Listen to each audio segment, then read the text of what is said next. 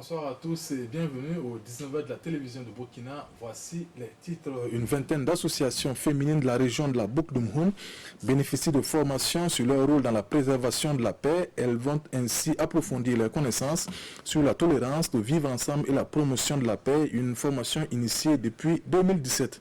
Et puis règles d'hygiène peu ou pas respectées, animaux abattus dans un environnement insalubre. Tel est le tableau que l'on peut dresser de l'abattoir de Diebougou, construit il y a une dizaine d'années de cela. L'édifice se trouve aujourd'hui dans un état de délabrement. Que font les premiers concernés et la mairie de la ville? La réponse dans quelques instants. Depuis 2017, le ministère en charge des droits humains forme des associations féminines sur leur rôle dans la préservation de la paix au Burkina. À Dédougou, une vingtaine d'associations de la région de la Boucle du Mhoun bénéficient de cette formation. Elles renforcent ainsi leurs connaissances sur le leadership en matière de tolérance, de vivre ensemble et surtout la promotion de la paix. Lassina Ouattara, Edouard Ouedraogo et Karim Ouedraogo. Les femmes constituent un maillon important de la société burkinabé au regard du rôle qu'elles jouent au sein des familles selon le ministère en charge des droits humains. Pour un vivre ensemble et une cohésion parfaite entre les communautés, le ministère les implique ici à Dédougou à travers cette formation sur la tolérance et la préservation de la paix. Des modules, des échanges et des exercices pratiques seront dispensés aux participantes pendant les 3 jours de formation. D'abord sur les enjeux liés à la préservation de la paix, qui nous amène à revenir un peu sur l'état des lieux en ce qui concerne la culture de la paix au Burkina Faso, pour voir quels sont les facteurs favorables à la paix au Burkina Faso, quelles sont les menaces à la paix au Burkina Faso, quelles sont les actions qui sont entreprises, aussi bien par le gouvernement que par les autres acteurs, et qu'est-ce que les femmes, elles peuvent faire pour contribuer à résorber les insuffisances à la culture de la paix et à la tolérance au Burkina Faso. Cette formation est un cadre de partage d'expériences dans la recherche de paix et de tolérance au Burkina Faso.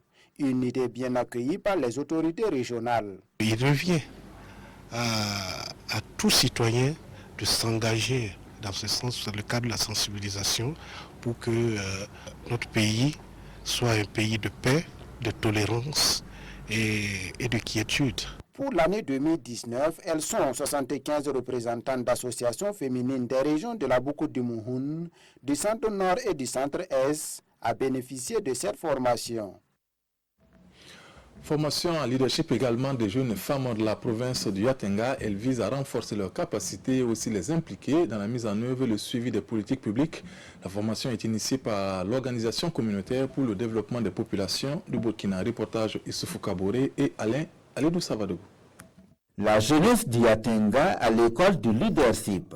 C'est une formation initiée par l'Organisation communautaire pour le développement des populations du Burkina Faso, OCDED, au profit des jeunes et des femmes de la province. Par cette formation, l'association entend outiller et renforcer les capacités des bénéficiaires pour leur participation active au développement. Depuis la transition jusqu'à aujourd'hui, le Burkinabé se comporte autrement. Et là, si on arrive à sensibiliser les jeunes, voilà comment, après un changement, voilà comment il faut aller envers un développement. Je pense que ça pourra aller. Une formation tenue sous le thème « Le leadership » dans le cadre du renforcement du rôle des jeunes et des femmes dans la mise en œuvre et le suivi des politiques publiques. Pour la jeunesse et leurs responsables régionaux, les connaissances acquises vont leur permettre d'apporter une contribution efficace pour une bonne gouvernance dans la région. Le leadership nous permet de prendre son avenir en main, de travailler, surtout travailler à réussir ce qu'on veut, atteindre comme objectif dans la vie. Les fondamentaux du leadership efficace et comment les renforcer sont entre autres grands points développés au cours de cet atelier. Après le Yatenga, l'OCDED compte étendre ses actions dans les autres provinces du Burkina. Dans la Nyanya, le Balai citoyen et l'Alliance Jeunes et Parlementaires ont échangé avec des élus de l'Assemblée nationale plusieurs points au cours de cette rencontre. L'instauration du quota jeune aux échéances électorales de 2020, l'extension de la couverture de la radio parlementaire ou encore le recrutement d'une centaine d'assistants parlementaires. Reportage Amidou Lankwande, Joël Tendambiga et Mahamadou Ouedraogo.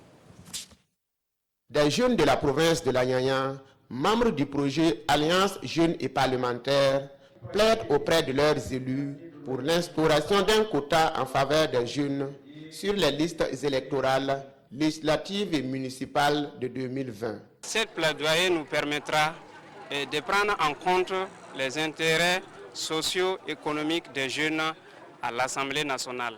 Des préoccupations que les députés de la province et d'autres mouvements de jeunes disent prendre bonne note. Ils promettent d'accompagner ces jeunes pour l'atteinte de leurs objectifs. Nous sommes venus pour apporter notre contribution, le quota genre pour les prochaines échéances, l'extension de la radio du Parlement à l'ensemble du territoire national et le recrutement de 127 assistants parlementaires. Nous nous engageons à porter donc ces 3 objectifs de plaidoyer au niveau de l'Assemblée nationale. Si les jeunes ont déjà cette conscience-là de la nécessité de leur implication pour bien sûr la prise en compte de leurs préoccupations, nous pensons que pour la consolidation de la démocratie, nous pouvons arriver à des meilleurs résultats. Les organisateurs comptent élargir cette campagne de plaidoirie dans 6 autres localités du Burkina.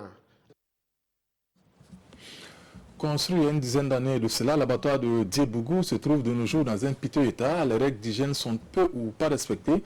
Des animaux abattus dans un environnement insalubre, tel est le tableau que l'on peut dresser. Que font les premiers concernés ou encore la mairie de la ville? Suivez le constat de Bernard Kombelem et Lambert Soma. Une odeur nauséabonde, la blancheur des carreaux, un vieux souvenir et un système de drainage des eaux usées obsolète. Nous sommes à l'abattoir de Diebougou.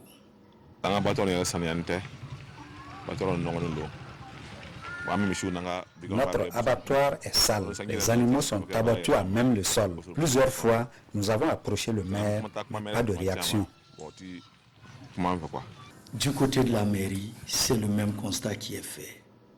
J'ai toujours l'habitude de dire que moi, mon lieu de travail, je m'arrange pour qu'il soit le plus correct possible. C'est votre outil de travail. Pour le président de Boucher, si l'abattoir de Diebougou est dans un tel état, la responsabilité incombe aux autorités communales. L'abattoir existe depuis 10 ans. Les taxes sont prélevées, mais aucune action n'a été entreprise pour améliorer les conditions de travail.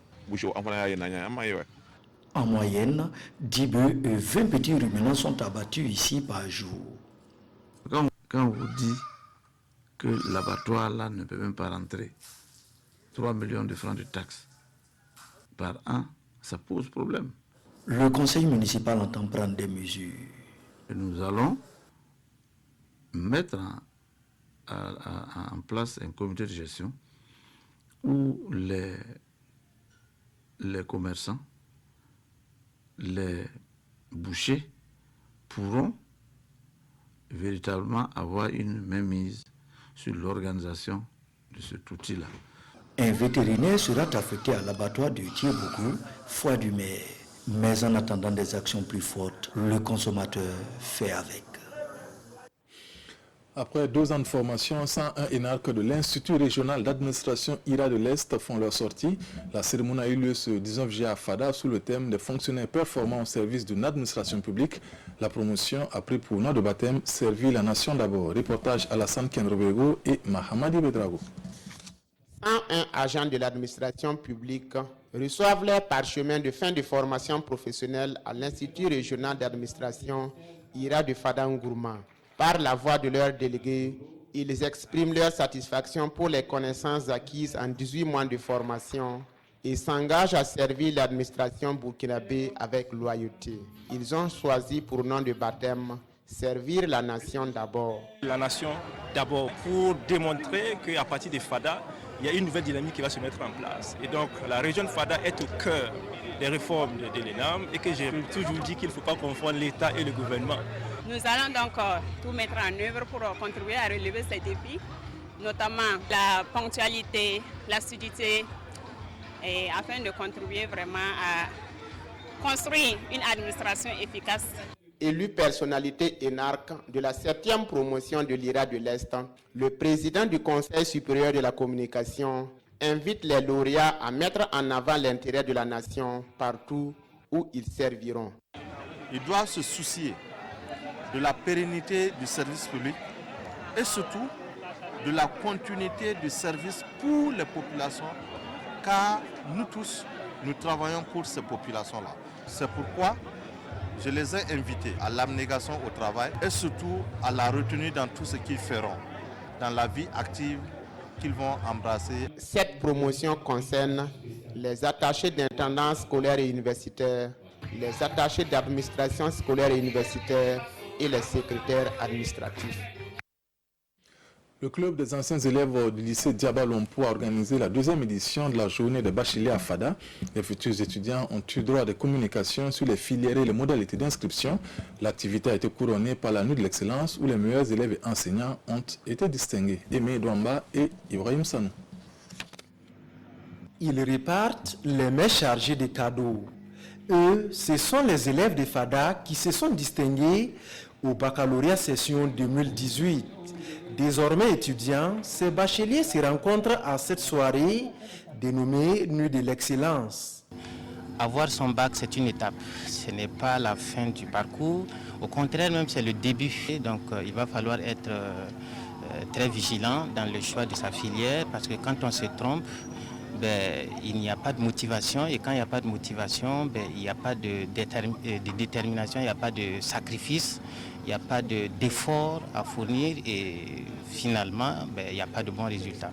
Initié par le club des anciens élèves du lycée Diaba Lompo, cette journée a été riche en activités. Nous avons initié cette activité-là pour apporter de l'information aux nouveaux bacheliers, pour les aider à aborder le cadre universitaire avec une très grande sérénité. Cette matinée a été vraiment couronnée d'un succès avec l'ouverture qui a été parrainée et effectuée par le parrain et le patron de l'activité. On a eu la participation de plus de 7 universités privées et quelques universités de la place. Nous avons eu les interventions de conseillers d'orientation qualifiés. Nous avons eu la présentation des UFR dans les différentes universités publiques du Burkina Faso et finalement nous avons eu une formation sur les inscriptions en ligne. Des enseignants ont également été distingués au cours de cette soirée.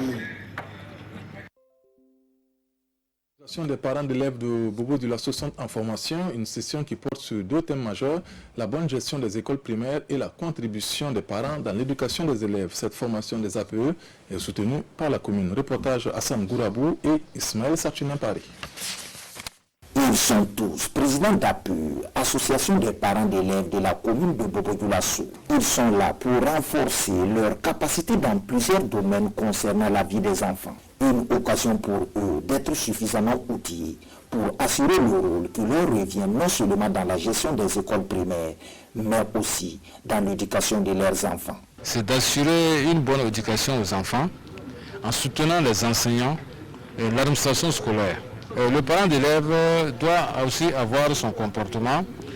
Il doit aussi connaître certaines choses qui lui permettent effectivement de soutenir l'éducation derrière les enseignants qui ont vraiment cette lourde tâche. Le volet, la contribution des parents d'élèves reste essentielle. Nous l'avons compris au niveau de notre conseil municipal et c'est pour cela que nous avons voulu à ce que une formation des acteurs soit vraiment au rendez-vous. 2 jours d'atelier permettront à ces parents d'élèves d'aborder plusieurs thématiques qui vont de la violence à l'école primaire, aux pires formes de travail des enfants, en passant par l'organisation de l'environnement scolaire et surtout la contribution des parents d'élèves dans le travail du maître. Cette formation est le lieu pour les organisateurs de rappeler aux parents d'élèves leurs responsabilités dans la vie scolaire.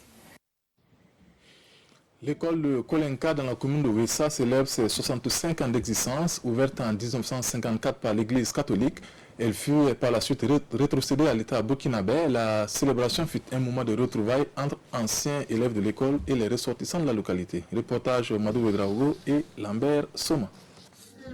Défilé, témoignages des anciens enseignants et élèves, remise des cadeaux. Voici quelques actions qui ont ponctué la célébration des 65 ans de l'école primaire de Kolenka. Depuis sa création en 1954, l'école de Kolenka a toujours fait de bons résultats. Cette année encore, elle enregistre un taux de succès de 72,9% au CEP. Je voudrais d'abord féliciter et remercier donc l'Église catholique et l'enseignement catholique qui a été à l'initiative de cette école, qui l'a après passé donc à l'État et dire ma fierté pour tous les enseignants qui sont succédés dans cette école et pour ceux qui sont là aujourd'hui le travail qu'ils ont fait et qu'ils continuent de faire pour la formation donc, de Burkinabés. Je pense aussi que le village a connu une transformation en termes de cadres, des élites formées qui participent à la vie de l'État ou d'autres institutions de très haut niveau. L'Association pour le développement de Kolenka, initiatrice de cette célébration, est ici interpellée par le parrain. Et je pense qu'ils ont à faire davantage. Accompagner le développement de l'école avec un arbre par-ci, un ballon par-là, parrainer les activités culturelles, sportives, tout ça, ça crée de la motivation et ça crée une dynamique de rendement scolaire élevé. En perspective, l'Association pour le développement de Kolenka entend mettre sur pied un système de parrainage des élèves admis au CEP. Le thème de cette commémoration est « École primaire de Kolenka, 65 ans après, acquis, défis et perspectives ». C'est la fin de cette édition. Merci de l'avoir suivi. Le 20h, c'est avec Fousseni Kindo. Dans le programme sur la RTB. Bonsoir.